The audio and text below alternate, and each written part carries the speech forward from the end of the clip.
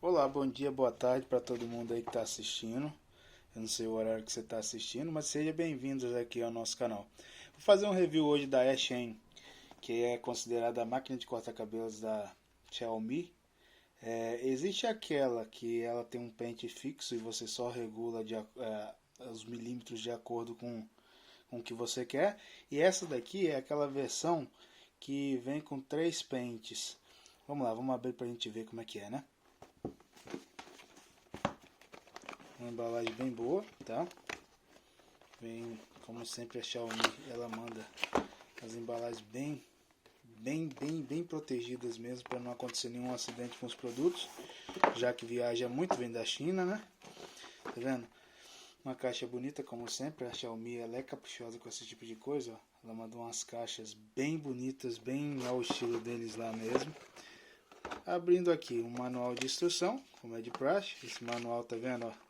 Ele vem todo em chinês, não serve pra gente, claro. O kit, ele vem uma embalagenzinha de plástico. E vou voltar pra cá essa caixa pra gente ir mostrando. E aqui tem, ó, nós temos o cabo para carregar, né? O cabo para carregar, que utiliza USB, tá vendo? O plug é aquele de 2 pinos. Os 3 pentes, tá vendo, que você escolhe de acordo com a medida que você quer, ó. 1 e 1,5, 1,5. Ó, esse é de meio, esse é de 1 e esse é de 1,5. Essas são as medidas. O óleo para você colocar nas lâminas, para você manter a durabilidade dessas lâminas. E a máquina que vem, ó, até veio, eu toquei nela, tá vendo? Ela deu uma ligada. Ela tem essa coisa legal que você pode segurar assim nela, bem legal mesmo.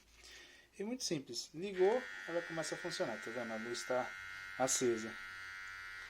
Eu espero que vocês tenham gostado. Esse é mais um produto da Xiaomi, só que porém é de uma empresa separada, né, da Xiaomi, assim como o Redmi, entendeu? A Pocophone, entendeu? A Xiaomi tem uma empresa chamada Esshen, que faz essas máquinas de cortar cabelo, e usa a corporação chamada Xiaomi, que é conhecida por todo mundo aí, principalmente por celulares, né, e aparelhos eletrônicos.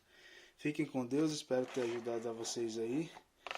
É só mesmo um pequeno review para vocês verem como é que é a máquina, tá vendo?